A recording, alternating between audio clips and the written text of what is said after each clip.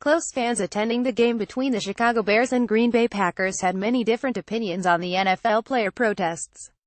USA Today Sports: did the Marines just take a knee when they saw their flag hoisted above Mount Suribachi by their fellow Marines while under enemy fire on Iwo Jima? No, many of those Marines were brought to tears at the sight, and the flag having been raised at the cost of much blood and lives. The first flag raised above Mount Suribachi was relatively small but big enough that Marines, Coast Guard and Navy sailors aboard ships could see, and they, too, cheered.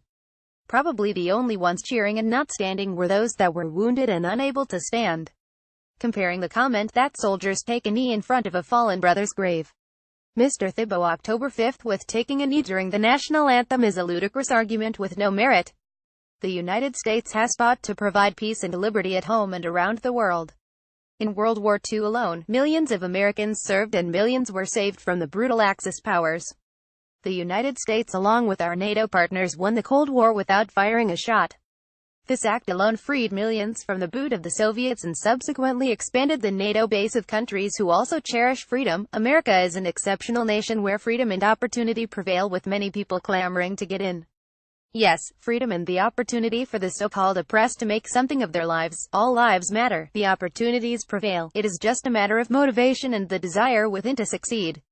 How do you account for highly successful blacks and immigrants, not athletes or performers but in the military and business world? How did these people manage to succeed in such an oppressive environment? Instead of whining, why not study these people to see what they did right and then apply their template of success to those who would otherwise be oppressed? According to some, to those people who wish to disrespect the flag, you have the freedom to do so, but you are living in a simple, shallow, and skewed version of America, and using an extremely unpatriotic means create a barrier between you and the vast majority of Americans who are patriotic.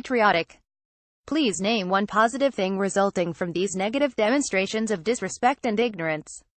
The worst result is people taking the attitude, see, we are oppressed, we cannot succeed, so why try? Are we a perfect country? Of course not, but if we are so bad, then why are people making such efforts to make entry as opposed to leaving, as was the case with the Berlin Wall? And yes, thanks to President Donald Trump, we are building a wall to combat illegal entry and immigration. There is one question that begs for an answer. What position does Mr. Thibault assume when the national anthem is played? A purely rhetorical question, as the answer is obvious. This writer stands at attention, faces the flag, and renders the hand salute. The 2008 defense bill made it legal for active military and veterans to salute while in civilian clothes. If Mr. Thibault is so unhappy with the oppression and the race-baiting man-child into the White House, pure drivel as was the rest of Mr. Thibault's October 5th letter, you have the freedom to leave this great country at any time. The flag and the national anthem should unite us, not separate us.